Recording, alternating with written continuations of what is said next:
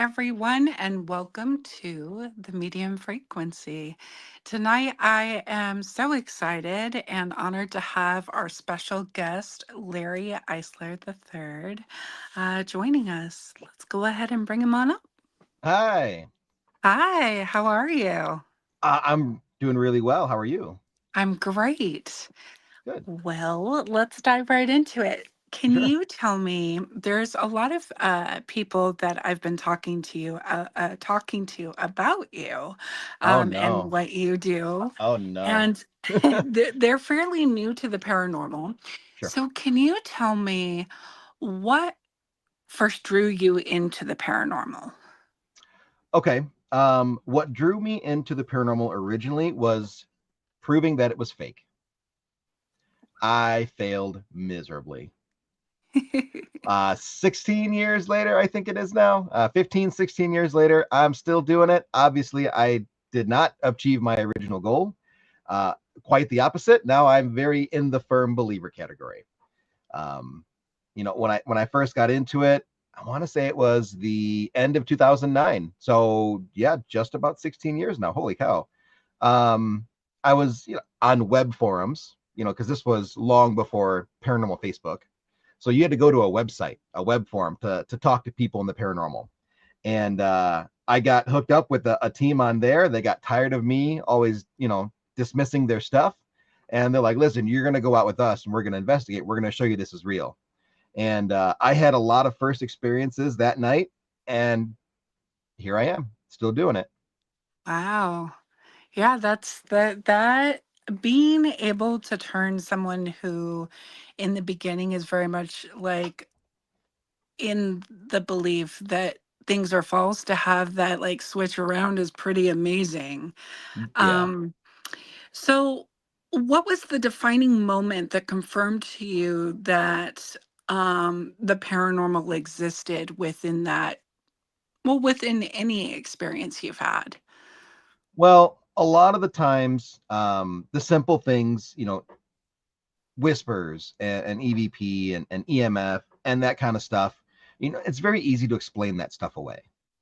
Um, and when there's a shadow standing in front of you blocking the light of a doorway, and that's not a person, and you're just watching it stand there, and you're like, oh, what the hell is that?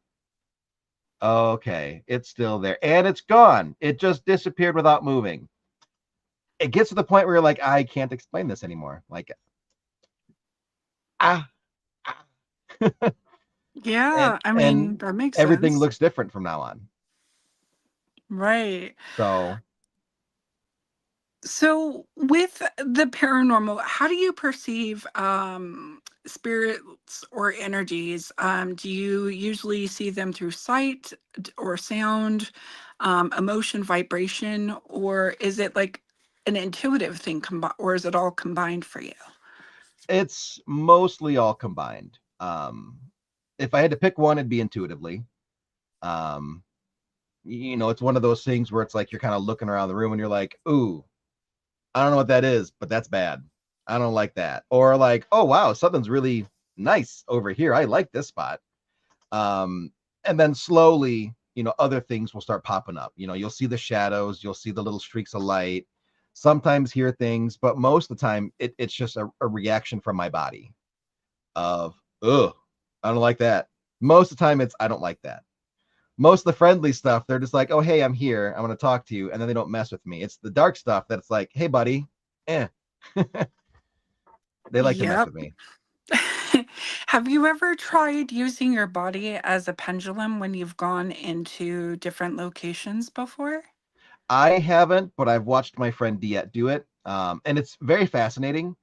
But because I have a lot of muscular and joint issues, like I'm always worried that like a knee is gonna give out and then I just collapse to the floor. So I'll stand back and let everybody else do it. That makes sense. I've seen it done a couple of times, and it's interesting because I'm very much into um using tools as much as I use mediumship and other formats, but I always Mhm. found the body pendulum thing to be like super interesting. But even for myself now, I can't. I can't really do it because I have arthritis. So, Sure, sure. oh That man. kind of stuff does play a role. Yeah. You're trusting your body to move naturally, but if your hips don't bend a certain way, or your knees don't bend, or your ankles pop every time they shift, like it's gonna interrupt the flow of energy, and it's not gonna work right. Or you'll fall, and then you'll get hurt, and then that's not good. No, no, it's not. Um, do you feel that the metaphysical and the paranormal world are linked? I do. I think there's a lot of overlap. Um, more so, more so than the metaphysical side thinks, I believe. I think the paranormal is very welcoming to the metaphysical side. I work with a lot of mediums, and it's about utilizing them the correct way. Like for Diet, I always abscond with Diet. I can't say the K word because Facebook doesn't like that word. When you're giving little kids a nap, you can't say that word. Don't say that word. I abscond with Diet. She doesn't know where she's going. I'll go to her house, or I'll make her meet me like 5 minutes away, and we'll drive to a location, and she just wings it. Doesn't know anything about it, and all of a sudden, I'm sitting there behind the camera trying to hold a poker face because, oh my god, she's hitting on everything. It's freaking amazing. And then she's hitting on history and names and characteristics and personalities, and it's like, okay, so you take this information and then you add it to the history, and then you use something the psychic said, and maybe that's an unknown fact. Well, now you can start looking into that fact now to see if there's other points in the archives and the history and the journals and all that stuff that might be able to corroborate that. And I've had that happen quite a few times, where something a psychic said in a slew of 10 different things, where 9 of them were historical fact, that 10th thing, just by going back and looking for that specific thing, I was able to find references to it. Oh, that's So cool. there are ways the paranormal can utilize the metaphysical side, and there are a lot of people that do it correctly. For some reason, there are a lot on the metaphysical side that don't want to play with the paranormal, and I don't know why. Maybe it's I do. maybe they're scared of It, the dark. I don't know.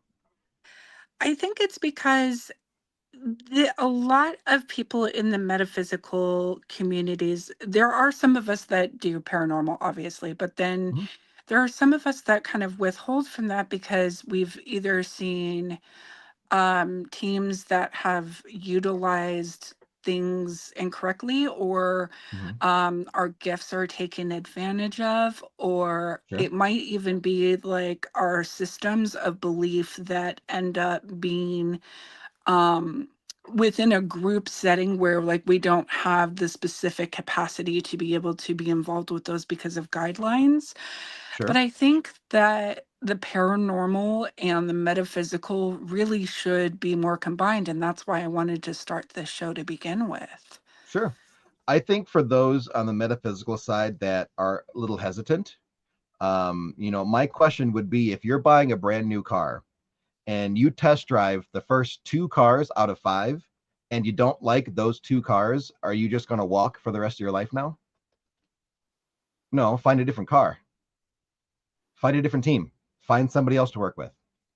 Just because you struck out on the first 2 doesn't mean that you're going to walk from now on. Go get a different car. There are a lot of teams out there, and a lot of teams that do it correctly, or some that are open to learning the correct way. But it's on the metaphysical person to fill that role too. Like, can you be the teacher to improve the field, or are you only in this to make money doing readings and selling crystals? I think that's actually a good question to bring up. I think the other aspect of it is that sometimes you have to go with the right team that like Mm-hmm. actually is understanding of, or ask enough questions about like the types of work that you integrate and do, so that they can properly utilize someone that does that kind of work, to make it to make it good. So I agree with you. Like you're not just going to give. It's the same thing with in different practices. Mhm. If one practice doesn't specific work for somebody within the metaphysical world, then they're going to look for another practice that does fit into the way that works for them. And if Right? they can, if others can apply that to the paranormal, there might be more openness in that regard for sure. Sure. Sure. It's all about energy in and energy out. What energy are you putting in to get out back to yourself? If you don't want to work with Definitely. the paranormal is not going to come to you. And then you're closing off a good section of the community because you're not putting the energy out there. And I think that within that, like, I think that when paranormal and metaphysical workers can team together, there can be like even more really cool, fascinating, like you said, details that come up in these kinds of events. And Mhm. you can create a lot of healing for people too on both sides, I feel. Yeah. Or you can bring things to light that, people didn't know about, but now they need to be careful of. And I can give you an example of this. Um, we were doing a filming at a location in Wisconsin, and the normal reported story is in this attic, there's always the spirit of a little girl that's encountered. It's seen in the window and people interact with it upstairs, but that's about it. So I went and did a filming with a psychic, and as soon as we walked up into the attic, she's like, "There's a shadow figure here that's impersonating a little girl to make people drop their guard, and they do it all the time." And then now that the ruse is over with, people are starting to pick up more on the shadow figure and not the little girl now. So it changed the encounter because the ruse is over with. And now the owner of the location has a better idea of what's up there and can warn people, hey, you might see a little girl. It's probably a shadow figure messing with you. So be prepared because it will hurt you, which is another Yep. story. Another story for another time. Well, I have seen that before in different locations where they pretend to be one thing and then they transmute and it's something completely different hiding Mhm. behind that type of facade. And I think that's a great example. Um, what would you or who would you consider one of your greatest teachers in your understanding of um the paranormal and then within the Hmm. metaphysical stuff as well?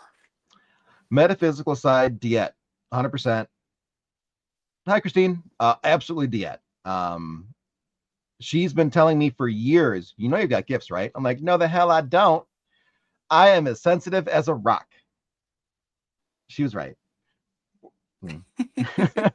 So, but she doesn't like teach me.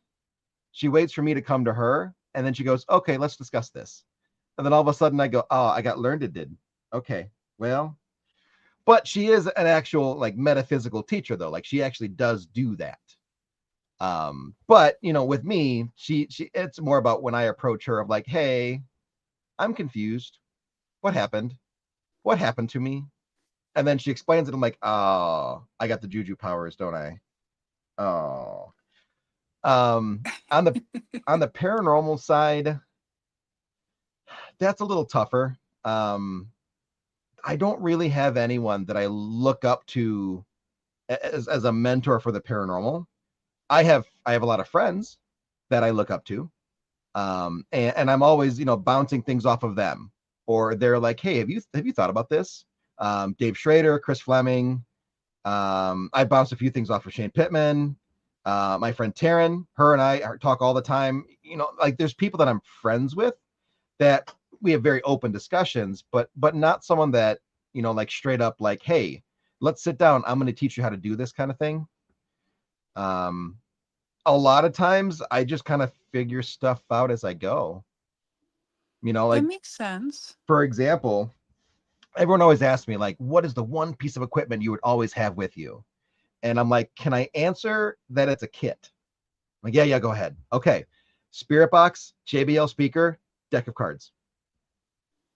That's it. That's all I need. So why the deck of cards? I'm curious. because everybody likes to gamble and everybody That's likes true. to play blackjack. So all these spirits from the 17, 1800s, they know what cards are. 1700s, they might not know what blackjack is, but they know what the cards are. You just have to find the game that works for them. So, there are a lot of locations I've been going to where, everything's kind of dead. And I'll pull $1 out of my wallet and I'll be like, if you beat me 5 hands, this dollar is yours. And lo and behold, that spirit box starts talking. And you'll get hit and stay and card and all that. They'll give you straight answers. I'm 0 for 4. I've lost $3 and €1 to spirits because they cheat. They cheat. But I would have never discovered that if I didn't just wing it and try stuff. No one told me like, hey, you should try a deck of cards. It was, what can I do outside the box? Okay. Well, I have 14 decks of playing cards because I collect them. I have this really ratty pair that I used to play with all the time. All the edges are kind of worn and I don't really care if they get destroyed. I'm just gonna try it. And we originally started with, what's this card? What's this card? What's this card? And then we went to a place where there was gambling in the storyline. It used to be an old gambling parlor and a speakeasy and all that stuff. And we were down on the old poker table and we're just like, okay, put this card down. What's this card? What's this card? What's this card? So we put down, I don't remember what the cards were, but they added up to 21. And the spirit box said blackjack. And we're like, do you want to play blackjack? Yes. Okay, here we go. And then now all of a sudden I'm doing it all the time. So, I kind of just let things develop on their own and try new things. And there just really isn't anyone I necessarily look up to, I guess. Oh, okay. Thomas, can I swear on your show? Yeah, I'm Okay. fine with it. Thomas, this is bullshit. Listen to this. So we're at the Monroe House, and it was for an event that I was a part of, and everyone was kind of like on a free roam kind of thing, and I'm by myself at the Monroe House by myself, and I'm just chilling in one of the rooms. It is these 2 large chairs and a table in the middle, and it was just bright enough to be able to see the cards. So I'm like, I'm gonna play blackjack with the spirits, and I'm winning. I'm freaking winning. I'm up 2 games to 0, and I'm like, I'm gonna keep my dollar. Brittany walks in. And immediately, as soon as Brittany walks in, the spirit box goes, cut. And I'm like, they want you to cut the cards. Okay, cut the cards. Again. Cut the cards again. I deal the cards out. They get 21. Just like that. And I go, you fucking cheated. The spirit box laughs. I'm like, this is bullshit. Bullshit, you cheated. And they won. And they won. They won the next 5 hands, and I lost my dollar. They cheat. Every time. They cheat. Nope. I'm gonna try that on one of the next investigations that I Mhm. get a chance to go on or do. I'm gonna try playing cards with them and see how that goes for me. One thing Because that I want to try, and it's going to be during my absconding with Diet. I'm going to blindfold her, and I'm going to see if we play blackjack, what the spirit tells her to do. She can't see the cards. She doesn't know what we have. So right. are they going to tell her to hit or stay? Or are they going to tell her to split if it's appropriate? That's kind of funky. That's kind of funky. But it could be really freaking cool. And Yeah, I'm what better curious to see evidence what of an happens. intelligent response than a blindfolded psychic beating you at blackjack? I love that. You're gonna film that, right? Probably. Maybe. I don't know. A lot of times I don't film stuff because I'm just having fun. I film so much as it is now. I'm filming all the time. And because I'm filming, I don't get to investigate very much. I'm always like hey, I'm kind of getting this question, you should ask this kind of thing, but I don't get down and dirty into their investigating all that often. So like when I get to investigate, and the house always does win, when I get to investigate, a lot of times no one's running camera for me. So it doesn't exist. That's the sad And reality of being the filmmaker. That does make sense. I wasn't sure if anybody else did filming for you guys on occasion or not. So Brittany will. A lot of the times, she runs my B cam, and she's very insistent that her and I switch out so that I can be in front, and then she'll run the A cam. Um, but when you're filming with so many other people, a lot of the times it's just we're both filming now, and the other people are in front. Or I'll be like, no, no, no, no. The spirits want to talk to you. That's what they said. I'll put your camera on a tripod. You go and do the thing. I'll just film. So that's why, whenever I release reels, I'm not really in them because I'm making sure they look good and they sound good. And we get great stuff, or we get really funny things. I don't know if you saw one of the last reels I just posted. Um, we're at this place in Indiana. It's called the Hope Chapel Guest House. Old chapel, just regular chapel. And in the basement, there's this really dark and dank boiler room. So the spirits are telling Brittany, like, hey, you need to come into the boiler room. And she's like, oh, hell no. And then she goes and does it. So we're in the boiler room, and we have a REM on the stairs next to the boiler room. And in the darkness, you see the REM next to us go off. In the darkness, you see her come forward and be like, oh, and then it stops. And then she makes this face of like, oh my God, did that just stop? So I mix that up and I cut it to that TikTok sound where it's like, I'm just a baby. So when she comes out of the darkness and going, oh, it's that going, I'm just a baby. I'm gonna have to look at that reel because I don't think I saw that one. I have so much fun messing with my friends. That's It is fantastic. it is if I don't get to investigate very often, I will find ways to make footage fun just so that I get the enjoyment out of it. Speaking of which, when it comes to filming in paranormal locations, what's the weirdest situation you've had happen while filming when it comes to like has your filming gear ever like blipped out on you or Mhm. anything in those kinds of I've places? I've lost countless footage.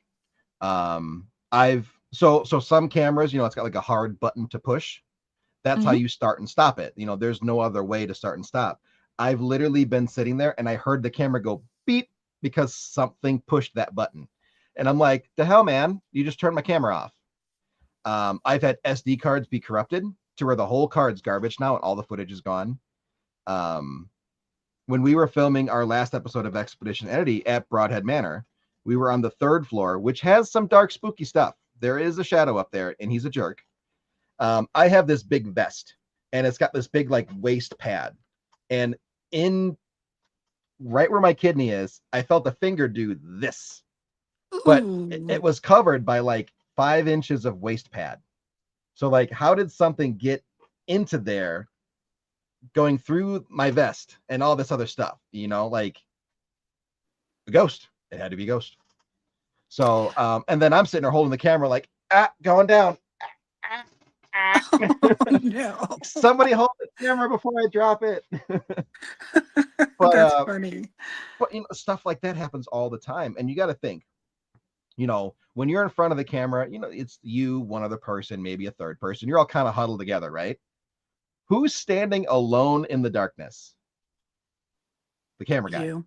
with his back to the dark. And what do you hear all the time? Like, hey, Larry, there's something behind you.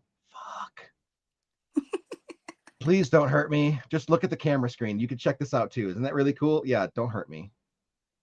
So, like sometimes it sucks for us. It's a lot. It's a lot. Yeah.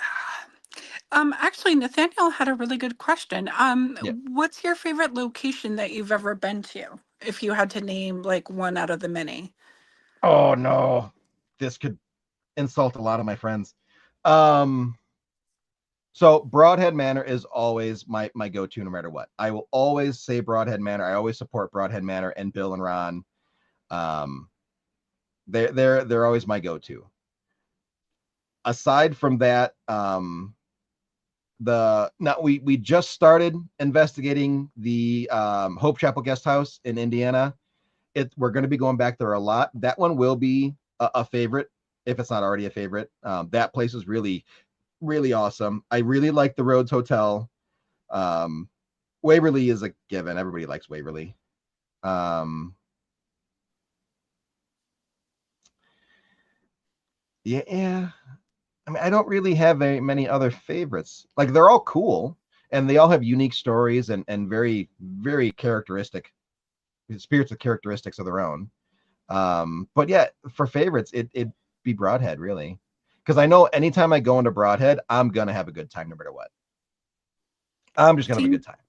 now I have to go to Broadhead because everybody, Mhm. is saying that it's so amazing. So now I got to go. Yep, you definitely do. You definitely do.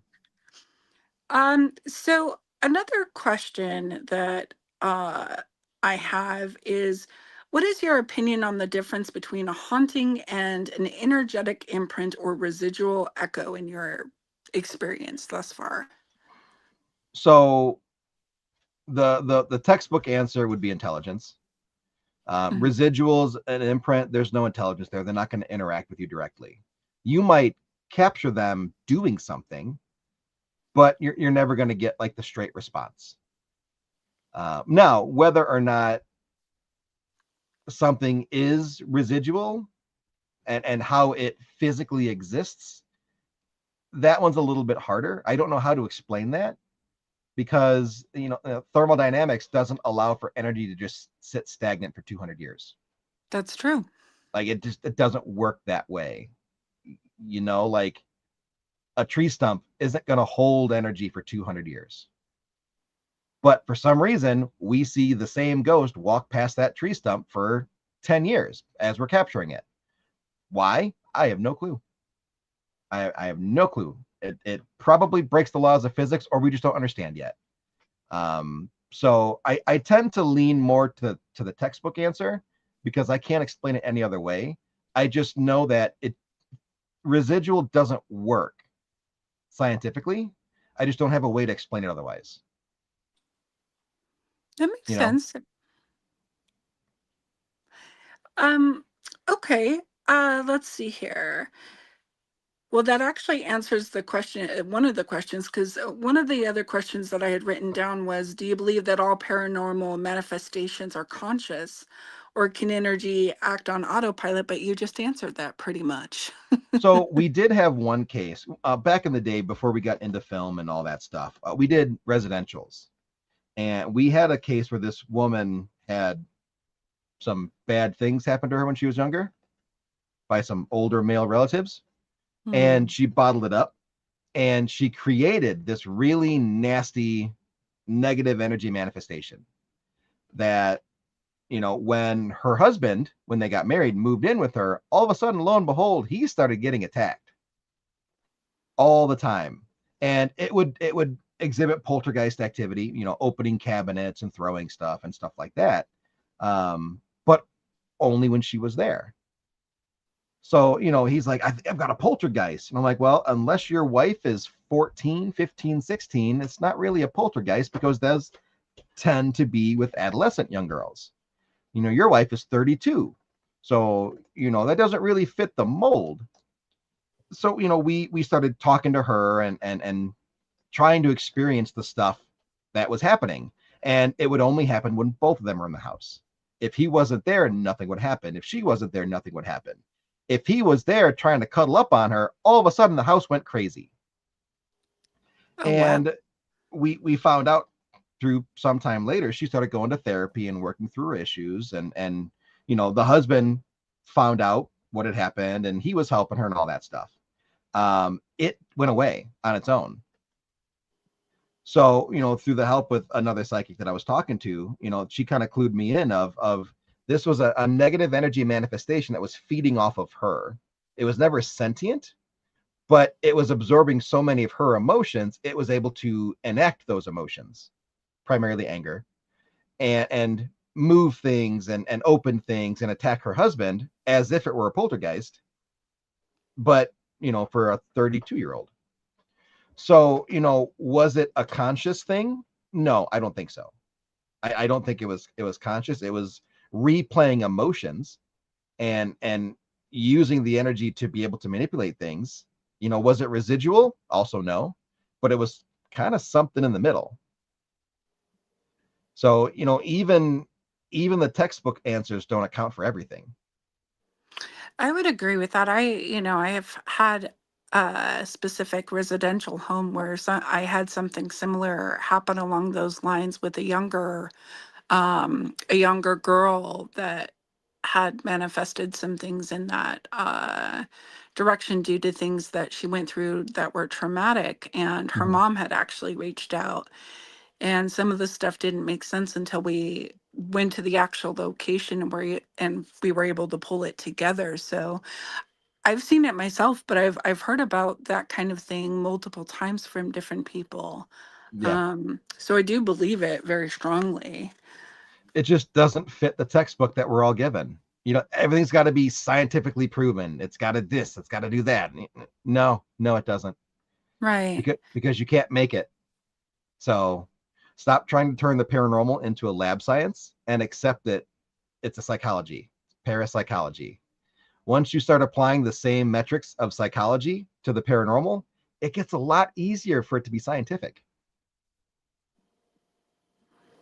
Yeah. Yeah, I would agree with that. I don't think that I have met too many people that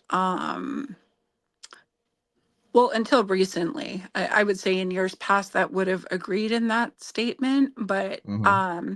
I've always tried to kind of share that opinion as well. Mm-hmm. But more teams and more people that I'm connecting with on this side of the country and meeting with have similar thought processes as well. Sure. Not everything can be proven with science. Sometimes it's, Right. beyond I that. So, I think the worst thing for the paranormal is that uneducated or untrained people are throwing around words that they don't know what they mean. You have people that have never really taken a science course in their life outside of high school, talking about whatever location you're investigating needs to be a sterile environment, or it needs to be repeatable results and stuff like that. And it's like, what are you talking about? No, the paranormal doesn't exist in a lab. You can't create an environment that the spirit is going to want to interact with you, because you have to go to them, and their environment is a house, a building, a cemetery. It's not going to be the environment that you want it to be. And I don't know where this whole laboratory-esque view of the paranormal came from, but it doesn't make any sense to me. Why are you trying to keep these rigid protocols for something that doesn't make sense? You're using the wrong science. The paranormal is the study of spirits, past people. Psychology would fit that a lot easier. Now, instead of having a controlled environment where there's no sound pollution, there's no all that stuff, can you ask the same spirit on numerous visits the same questions and get the same answers? That's the same thing you do in psychology. If you were trying to interview somebody, you would ask the same questions and see if they'd give different answers. That's your controlled very true. environment. You would make sure that there isn't something to distract them. With the spirits, one person asks a question, just one person. That way they're not distracted with somebody else. One or two tools to mess around with, not 45. Have them focus on the one task at hand. It's a psychology science. It's a social science. So the harder people keep trying to attribute the paranormal to this lab science, the further away from it they're going to get. I agree. I definitely agree. Um, let's see, what else do I have here? I have so many written down. Sure. How do you interpret, or what are your thoughts, I should say, on portals, ley lines, or energetic gateways between worlds in these kinds of locations? So portals, I never really had an opinion until a couple years ago. We did a filming at a location called the Tinker Swiss Cottage. It was on Jack Osborne's Night of Terror, which, by the way, that episode was like 90% BS, which is on the producers, not on anybody else. The producers forced that storyline, and they edit things to make that storyline. But when we did our filming there, we through dowsing rods asked Robert Tinker, "Are there portals in the building?" And he confirmed yes. And we were asking questions that Dan, the person using the rods, didn't know the answers to. Is there a portal in the library? Is it linked to the top of the stairs? Is that how they, move around the building to get in front of us? Yes, yes, yes, yes. So, that really kind of changed my mind on portals of, okay, so maybe portals are a thing, and how do they work? Um, I don't know yet. I'm still kind of figuring that one out. Ley lines, I do think are a thing. Because I know that goes back thousands of years with many other civilizations too. You know, a lot of monuments and stuff like that are situated on ley line hotspots. You know, so there has to be something to it. I don't know. I'm just a dude with a camera, but you know, I think there is something there. Um, because you know, to me, it would make sense that in certain regards, energy would collect in areas, and it would flow relatively like a river, depending on, you know, what's surrounding it. So, you know, it makes sense. I can't prove it, but it sounds good. I think that they do exist because, well, ley lines for sure, but also portals because as a medium, there have been locations that I've gone to where things have come through and the energy in the entire space changes as they come through this, what I see as a portal, these spirits that are Mm-hmm. coming through, or these energies. And what I've found is like sometimes some people attribute them to hot and cold spots, but it's actually more, I don't know, for me, it's more like an electricity, more like an energy that you kind of see, like, you know what the aura, how they describe like the auric field of a person? Mm-hmm. It's Yeah. kind of like that, but it's more staticky. And instead of it being hot and cold spots, it's more like you feel kind of an energy pushback. So, if you're ever in a space and someone is telling you that there is a portal, try closing your eyes and putting your hands out and walking towards that location and see if you get a pushback and what kinds of things you have that you feel. It's Mm-hmm. kind of interesting. I've seen it work. Okay. Um, To give it a try. but there have been places I've been to that people have said, "Oh, there's portals here," and I didn't see it personally. It doesn't mean it wasn't there, but Yeah. definitely a curious thing here. Let's see, what else do I have? Um, have you noticed that when there are different spirits that come into the room, have you ever had your emotions affected in a very, very strong manner in any of the locations you've gone to? Yes. Wild story. So that same location where we had the shadow that liked to pretend to be a little girl. We were there for 3 nights, three filming nights investigating. On the second night, and this will all be in the doc when it comes out, but I was choked out by this shadow thing in the attic during an Estes. So I'm just sitting there under Estes, like, my neck hurts. I don't like this. But I'm filming, and it's like, okay, well, I'm not going to stop the session because I'm filming and I need this. So I just kind of put up with it. Um, you know, and that's a whole long story that I won't get into. But afterwards, we found out that energetically and emotionally, 4 of us switched with another person.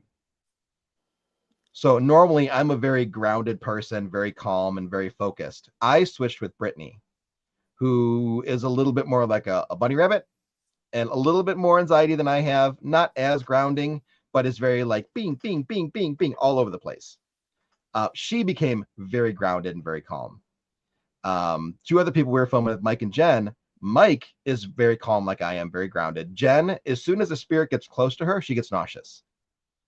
All of a sudden, Jen was super calm and like, I feel great. Mike's over there puking. And that energy, personality, emotional shift went for the whole next day as well, until we wrapped the last session and we kind of stood up to what was messing with us, and all of a sudden we all just went what and switched back. Now all of a sudden Mike is all calm and collected and Jen's throwing up outside. Brittany's very amped up and like, there's stuff messing with me right now, and I'm just in the back going, everything's fine, guys, we got this, don't worry about it. Come hold my hand, we'll be all right. So, you know, that was the only time where it's been something that strong and that drastic. And where it wasn't just one person, it was two sets of people where they were both like, what is happening to me right now? I don't know what's going on. In smaller cases of, like anxiety spikes and stuff like that, that, yeah, very common. But I'm now that the big thing has happened, I'm worried like the next time I go somewhere, they're gonna be like, oh, guess what? Now you've got anxiety again. Have fun with that. No, please don't. I like to be calm and grounded. Let me keep this. This is for me. I yeah, I fully believe that that stuff happens because I've seen it, and I've never heard of the switch of the emotions between people before, but Yeah, it was um wild. It was wild. yeah. Let's see, what else do I got here? We got that one.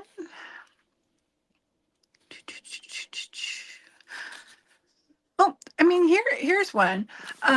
So what made you, was it the paranormal that got you into filming it, or was it more so like what got you into filming? So originally, and this was back in like 2011, maybe. Big fan of Ghost Hunters, loved the show. A lot of other shows were coming out and getting popular. And me and my partner Dan, we investigated together for I think 15 years. Almost the whole time I've been in the paranormal, he and I did it together. We're just kind of chit-chatting, and we're both like, we could totally do this better. Like, we could do a better job than that. So we went out and did our own show on YouTube. It sucked. It was bad. Those episodes are long buried. They're hidden on YouTube. You cannot find them. They're that horrible. Come to find out, no, we can't do that. It's not that easy. It's actually really, really, really hard. So we just kind of go back to investigating like normal and making videos for Facebook and whatnot. And I go back to college and I need a minor for my bachelor. And nothing interests me. And in the same building that my major history is in, they had communications, which is what film was under. And I'm talking to the guy, and he goes like, we'll just take some film classes. They're super easy. They're an easy A. It'll be great for your GPA. And I'm like, oh hell yeah, I need my GPA to be high, so let's do this. By the time I graduate with my bachelor's degree, I almost had a dual major. I took so many film classes. So as I'm taking these film classes, I'm like, I, I bet we could reshoot that show, and it would be a lot better now because I know a lot more. So I talked to Dan, and I'm like, we could do this. We could bring this back. And he's like, let's do it. Hell yeah. And then, season 1 of Expedition Entity ends up on Paraflix, season 2, season 3. And now I have like, I think 18 episodes of that and 4 or 5 standalone documentaries, 2 other shows in the works. So, it was kind of the paranormal that got me into it, but also at the same time, like, I just really like film. Bill, we were talking about you earlier. I just really like film. And, Bill and I have a horror in the works that keeps getting dropped because everything else keeps getting priority. And one day I'll do it. But, like if I had to change genres to do and film something else, I'd be okay with it because I just love filming. Yeah, that makes sense. What would you say is the hardest thing? I'm sure there are multiple things that are hard with filming, but like what is one of the hardest things that you end up coming across with filming in these kinds of situations with paranormal? Um, so the way that I explain it in the workshops that I give for filming, there's 2 types of paranormal filming. There's first person and third person. With first person, the camera operator is a part of the investigation. They can interact, they can say stuff, they can do things. With third person, the camera doesn't exist. The operators, are there filming, but all the action happens in front of the camera. You as the camera operator cannot speak. You can't be like, hey, I heard this response, or hey, I saw this shadow, because you're not a part of the investigation. You're just there to hold a camera and that's it. So sometimes when you're doing something third person and everything is happening in front of you, you hear this ridiculously amazing response that the investigators missed, and you can't say anything. You can't be like, hey, that ghost just told you the answer to the question that you've been trying to get for the last 2 minutes and you didn't hear it. You can't say anything. Or Oh, you, that's you got to be can't hard. say, like, hey, something just walked up behind you. You should turn around and look at it, because that's not the kind of filming we're doing. Um, so that is really hard. And then I'm not a small person. I'm 6'2", like 270 pounds. So I got a big, and I have a lot of stuff.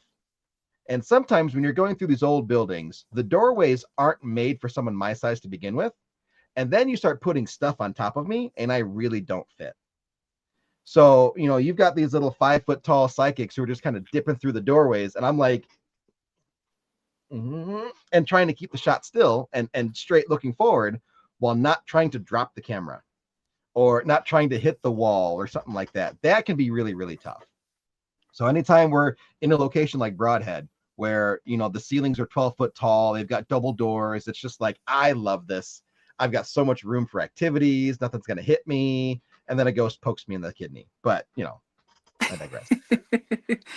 Yeah, So I have seen film equipment being carried around for filming, and uh, with those small doorways, and even with all the stuff that an individual has to carry in general, like you have to be pretty strong and be pretty balanced to be able to maneuver to do that kind of thing. it's very hard on the body, very hard. Especially the upper back. I find I have a vest that transfers the weight to my lower back and my hips. But even then, you're still doing this a lot when you're directing the camera and lifting and pulling. It's still a lot of upper back too. So it's heavy on the arms and the legs. You have to stand still. You can't shift your weight because you'll creak the floor, or the camera will move because you're shifting. You have to stand perfectly still and lock it up and don't move, but don't lock your knees because you're going to faint. You have to sit there for as long as they investigate, which sometimes can be 30 minutes or more. And you just got to suck it up. You can't move. If they're Yeah, staying still, you stay still. I admire you, my friend, because I couldn't do it. It's tough. It is very tough. So definitely not for the weak of heart or body, which So I've got a bad body, so I don't know why I do it, but I do. it sounds like you're very passionate about it, and I am. that would be a good reason to. With your, you mentioned documentaries. For those that are watching that have maybe never seen any of your documentaries, where can they find them, and what are they called? So we have Expedition Entity on Paraflix. That's an 18 episode episodic where every episode is about 50 something minutes long, kind of like it's a docu-series. Um, so that's on Paraflix. We have the Paraflix Special Investigation that was filmed at Broadhead Manor. That's on Paraflix. Um, I have a documentary for the Old Baraboo Inn. That's on my YouTube, Small Town Productions. That one was the documentary that was never supposed to exist, but for some reason it does. It's a very long story. And then I've got short docs. I've got one for Days of the Dead, which is a horror convention. We shot a short doc for that. I've got Jericho is going to be coming out in the spring. The Seance is done-ish. That'll be coming out next summer. What we just filmed at Hope Chapel Guest House, that will probably be coming out sometime in late winter, early spring. So there's a lot of stuff that's currently in the works. Um, but to see stuff now, you would go to Paraflix. Which one was your favorite one to film so far? Oh, I would have to say the Seance.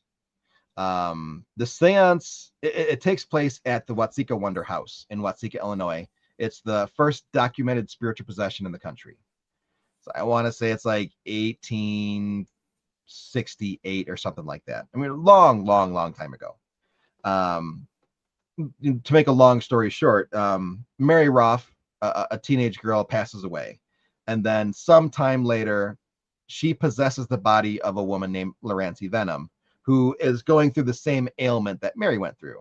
And after 100 days, Mary leaves her body and all these ailments that Lorancy had were healed. So it's a story of a miraculous healing. So for the seance, we wanted to conduct our own seance and our own healing ritual. So we brought 150 people to do this seance, all going through Diet, the medium, and we filmed it. We filmed the interviews talking about spirituality, talking about the history of the location and the spiritual history, the nature of the grounds. And then for 40 minutes, people just unloaded all of their baggage and left very much healed. So, with that one, it's not an investigation doc. It's not, suspenseful or scary. It's very heartfelt and touching.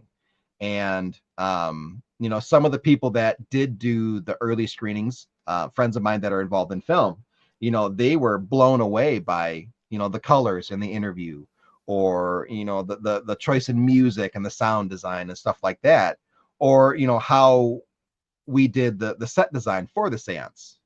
Because there's always like components to a seance. Everyone's like, you gotta have a horn, you gotta have a bell, you gotta have a candle. Well, I've got a lot of cameras on the table, and I don't want candles on the table. So we can't have candles on the table. So we got those little flicker LEDs, but we need to have candles. We need to have fire. What do we do? Oh, we could use tiki torches. So we used tiki torches to light up the crowd, and it really had this beautiful orange natural look to it that really visually sold the seance. So all of those things combined really made the seance, my favorite product to date.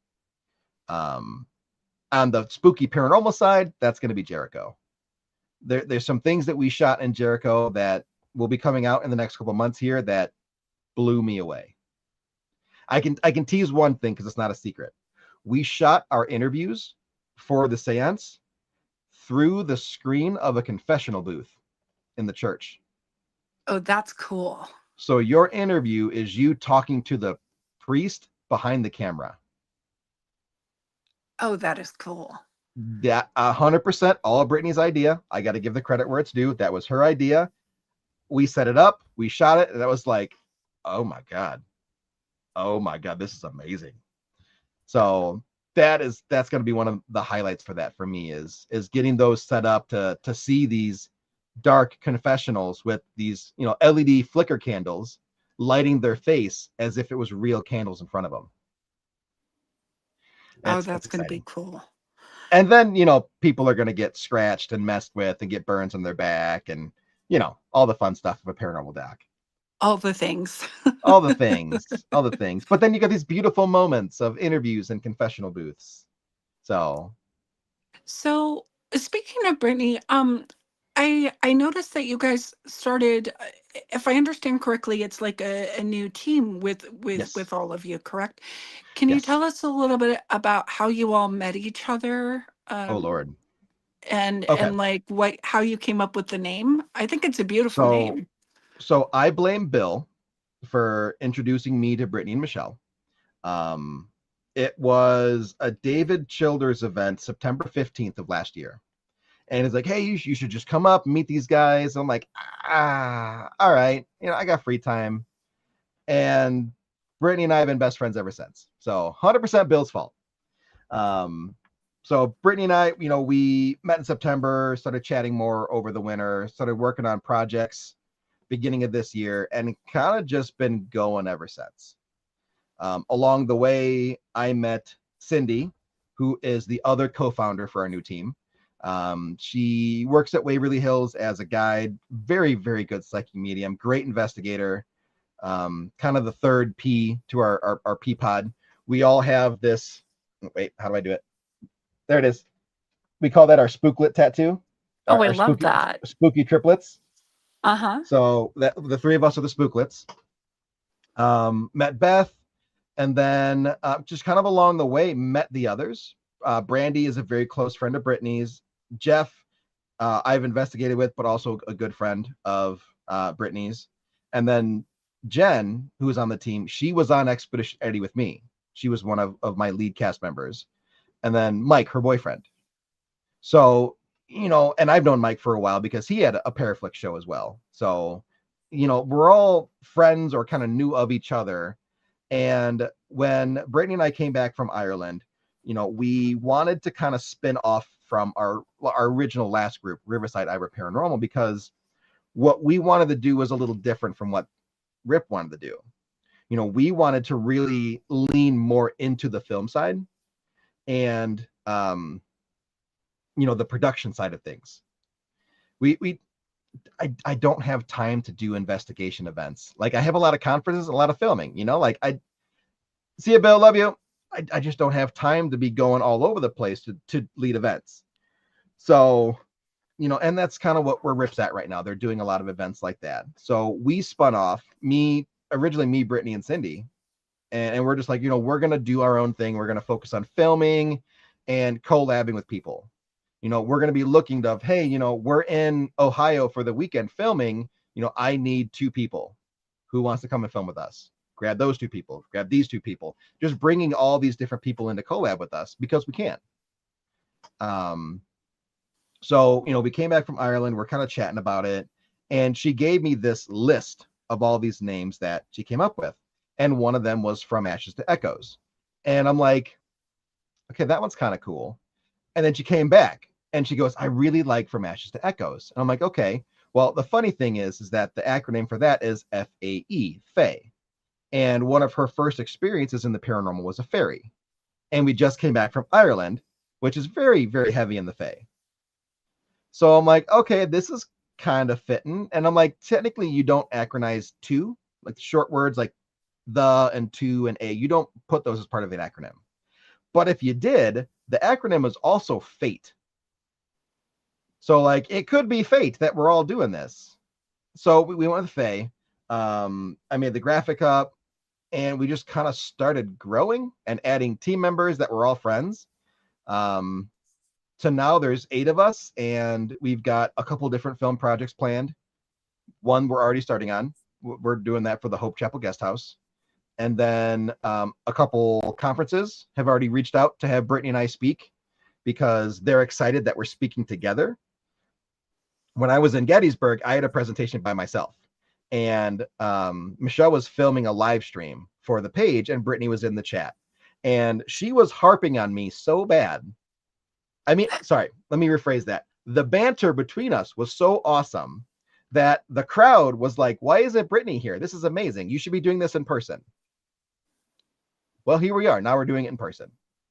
So she would probably tell that story a little differently. a little differently. But Little. a little. She'd probably poke at me a few more times than I poked at her, but that's okay. Yeah, like, the team, we just hit 1,000 followers after 5 days of being on Facebook, and we're already, I think, at 1.1 now.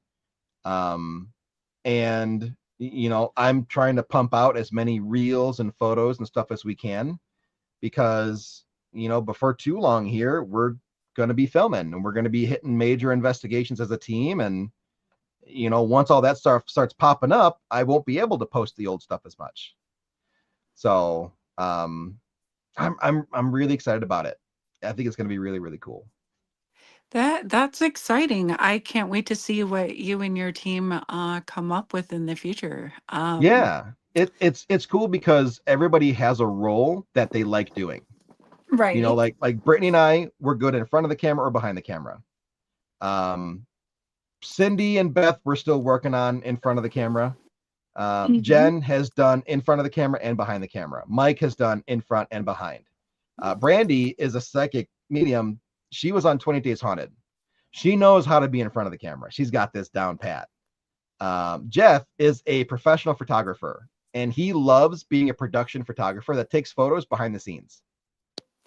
So, like, hey, we're going to shoot this doc. Brittany wants to run camera. Brandy, why don't you be the medium? Jen, why don't you be the investigator? And then you guys just go run and we'll film you. That's With awesome.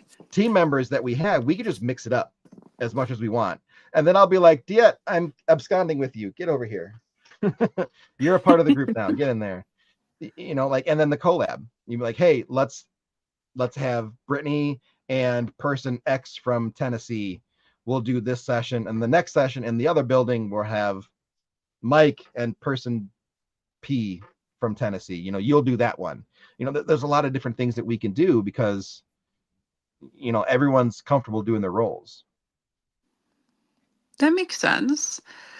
Um, what are some of the conferences that you have as well that are coming up that people can come and see you at? Oh Lord. So it's the end of the year now. Things are winding down. My last one for this year is Days of the Dead in Chicago. Brittany and I are doing a panel at 3 p.m. and then we're doing an after dark panel at 7 p.m. with a surprise celebrity guest. It hasn't been announced yet, and I can't announce it until it gets announced officially. But there is a surprise TV celebrity guest that will Oh, be a cool. part of Days of the Dead. They're going to be doing the panel with us Saturday night. Next year, I don't think any of the ones next year have been announced yet, except for one or two. Let me pull that up, and I can tell you which ones I'm in, if I can find it. Where is it? There it is. Okay, so for next year, of course, I'm doing Days of the Dead again in March and November. I'm a part of the planning committee that does the paranormal side, so I'm always there. Always, always, always. I'm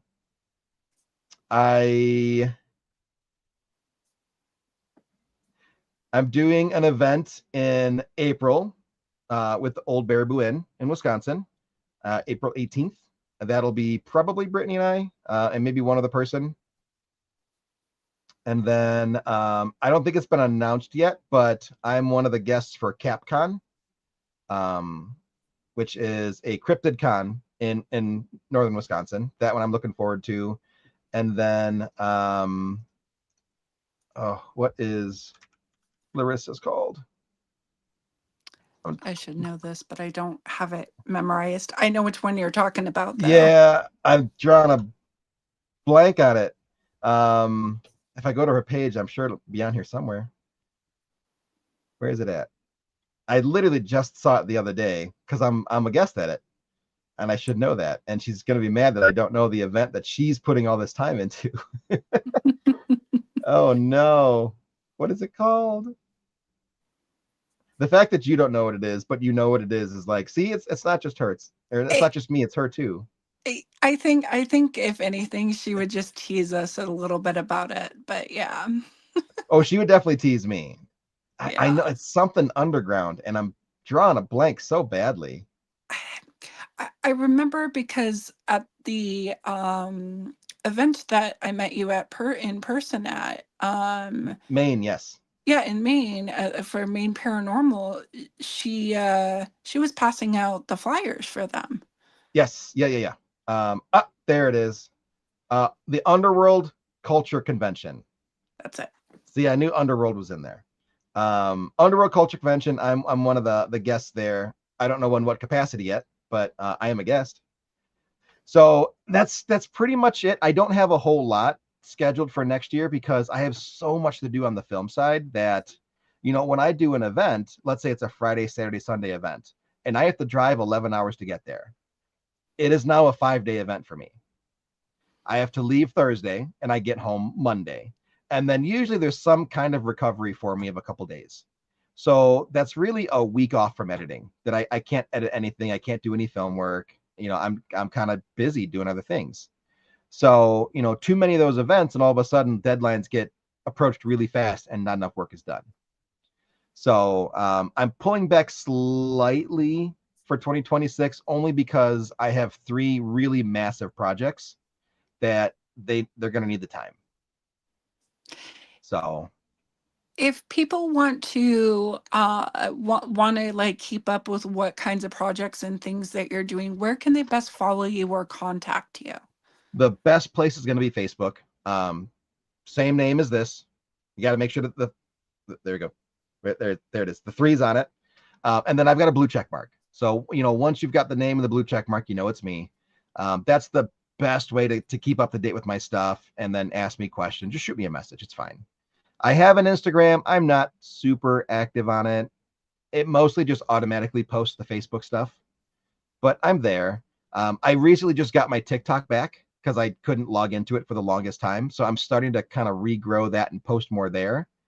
And that's really it. Like, Yeah, mainly Facebook. It's kind of the main drive. And I then think now a lot of the people Faye use Paranormal Facebook. page. Yeah, it's great for, you know, disseminating information and showing people really cool things and getting into groups of 100,000 people that you can be like, hey, what do you think this is? This looks like it could be a shadow. What do you think? So, you know, I'm fine with Facebook. Yeah, it definitely has some great avenues for discussions to go deeper. It can. It Yeah. can. But there's also echo chambers in the paranormal. So you got to be really careful. Ah, yeah. There are some groups where no matter what, it is paranormal. Even if you have a logical explanation, you can describe exactly what that is and why. It's still a spirit. And it's like, okay, this is gonna get me nowhere. And then the exact opposite. There are debunker groups that won't accept anything as a spirit. So they're equally bad echo chambers of the same line of thought, and they're not willing to meet the other halfway. So you got to be careful of those groups. That is true. It does complicate things.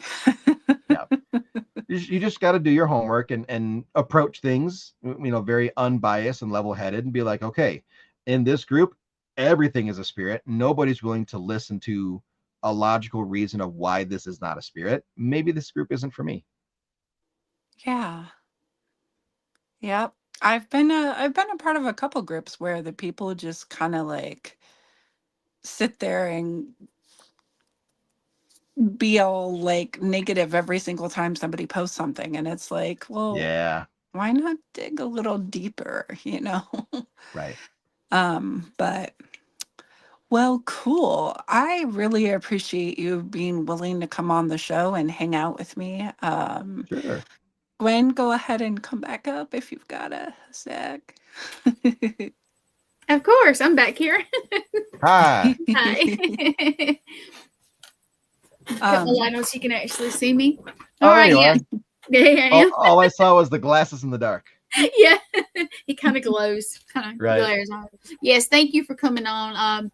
We are excited that Raven got her show started, and she started off with, 2 weeks of really great people. So Yeah. we're Well, proud of I'm it. excited to be a part of that. Yes. Anytime well, you want to come on one of the shows on the network, you are welcome. You got an announcement, contact Well, me. Come on. that's more of a, hey, are you free this date? Yeah. Or Well, hey, I will be in Wisconsin, so if you guys want to hang out and do what we there you all go. love to do, you know the place. So That's right. That's yeah, right. it's gonna be awesome. So And I'll be wearing my onesie eggplant pajamas. oh, with a bow tie. With a bow Well, tie. I have a really nice paisley purple tie that I think would match it really well. So I might Ooh. do like the long tie. Well, I've got to figure out something. So if you think of something for me to wear, Probably not the original idea we talked about in the green screen or the green Yeah. room.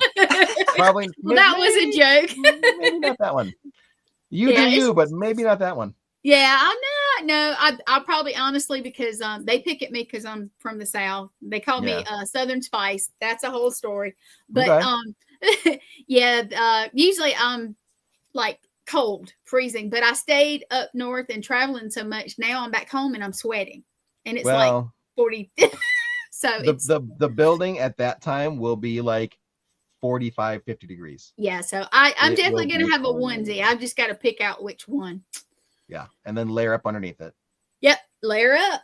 That's what everybody. And I got my little UGG boots already, so and socks. So You're set. You're ready to go. I'm, just got to have enough room. I told I'm gonna go hang out with Raven a little bit when we go to the Salem Con, and so that's gonna be fun too. So I got, what, I've been busy all month, not all month, excuse me, all year basically, but it's been fun. Like I said, at Gettysburg, I was trying to get to talk to Larry. There were so many people, and it was chaos. I was all over the place too. It was like, hey, the day is over. You need to go to the VIP room now. Like, oh, okay. Hey, the VIP is over. Everybody wants you at the bar now. Okay. Hey, karaoke. You need to go do this investigation with these people. What? Huh? Okay. Where am I going? All right. Help. Where do I go? Yeah, so, just leave me there. Sometimes it's like, go, go, go, go, go, go. And you're like, It what is. time is it? Oh my God, it's 2 a.m. I need to go to bed. Yeah. And then up the next morning, and everybody's like, Oh. glasses. Yeah. Yeah. Everyone's glasses are Hungover. crooked, and they're mainlining Monsters and Red Bulls to try to keep awake. Yep. That's all of us. But you know what? It was fun. Mhm. I can't wait till next year. It's going to be a Christmas theme. I think it's always Christmas. It's Christmas in Yeah, July. but it's they just released it. Dang it, it's a. I'll have to look, but I did see it. I even told somebody who will be a very good guest to. They've never been there. I said, "Come on." Yeah. But yeah, we got. Well, as of right now, I don't know if I'm allowed to say, but I'll be back to Gettysburg. Oh yeah. So, Yay. Oh, I figured you were. I haven't been announced yet, but I talked to Pam and she's like, "Yeah, you're in." I'm like, "Okay." So I think it's okay to talk about it. Nice. If not, I'm sorry, Pam. Pam's I'm great. sorry. It's okay. Yeah. I usually come with Litriana Brown. She did Repossessed with Mo Sargi and oh, my brain just died. I can't remember. But anyway, that's okay. she does. Mine too, because I couldn't remember the underground culture convention. Yeah. I was looking for you. I was looking. I was like, come on. But thank you for coming on. Raven wanted you, and I said, yeah, man, that would be a great guest. I said he's always a great guest. So, thank you very much. It. Thank you. I try to keep things light and fun and profane sometimes. You do, and some of the stuff you say about being the camera person when I was on the road, you miss it because you're trying to, and then they'll mess with you because they know the whole group's doing something, and they'll come and single you out. And I remember one time I was wobbly, and they were like, "What's wrong? Are you like getting sick?" And I'm like, "No, they're messing with me, and it's making me." There's so many times where I've got a shoulder rig on, and I'm just sitting there doing my thing, and I could feel something look over my shoulder, so I'll like turn the monitor so they can see. I'll be like, "You can watch with me." Okay. Do you approve? Like, and then they go away, and I'm like, all right, we're good. Everything's fine. It's always an adventure. And I got to say, and I know we talk about Broadhead, but you guys don't understand. When you go to Broadhead, you either absolutely love it or you go, that was cool, and you never come back. But many people, and Bill is just, he's one of the, I don't know how to say it, but he is one of the most welcoming, loving person. And if you're a good person, you will fit in. And he just, he makes you feel at home. I filmed 3 episodes for Expedition Eddie there. I filmed the Paraflix Special Investigation there. Yep. And then I filmed a 5th project there with somebody else that hired me because I'm so used to filming Broadhead. So like I've done a lot of projects at Broadhead, and every single time it just gets better and better and better. It does. I can't wait till we go back. And I know that'll probably be are you coming to the, what is it called? The bearded? As of right now, no. No. They asked me to, but at the time I had a project that was supposed to film around that time in June, and I'm like, I'm not gonna promise to go and then have to back out. Well, if you show up, that'd be okay. No, I might just show up for fun, but if something ends up getting booked, then it's booked. Yeah. Well, but, hopefully we'll get at the same event and have like 5 minutes to say, hey, how are you? Because that's how it is. You walk in and everything's and it's like, hey, it's this crazy. Is the only time I'm going to see you. Let's get the selfie real quick. Yeah. All right. See you in 6 months. Yep, that's it. But anyway, yes, thank you for coming on. I know Raven has enjoyed it, and as always, like I said, for real, if you want to do something, if you're promoting something, hit me up. I'll even do a special show if you need me to. I mean, that's kind of how it is with me. We'll talk. Yeah, that's what I'm saying. I got some stuff. Stuff. Well, that's cool. That's cool. And I'm going to drop you back so Raven can tell everybody good night. And if you want to stay in the back, that's cool. And I'll see you in a minute. Sounds good. All right. He's a wonderful guest. I told you he would be. Yeah, he's just so genuine. So I was really excited to have him. Yeah, and when he said, "Can I cuss?" I put up the banner. I saw. Yeah, I was listening. But who do you have next week? I can't remember. I know I'm terrible. So originally I had someone and she switched weeks. So I'm going to be reaching out to a special guest that I'm going to see if I can move up, which I think he'll be open to it. All right, cool. When we will announce that in probably another day or so. I Yeah, I would probably say within the next 48 hours. wonderful. All right. Well, you tell everybody good night and end it, and I'm gonna click the buttons for you. Awesome. Thank you. Go All ahead, Ted. right, everyone. Thank you so much for joining the medium frequency. I look forward to seeing you next week. We are live every single Monday at 9:30 p.m. Eastern or EDT. Hope to see you on the next show, and thanks for tuning in. Bye now.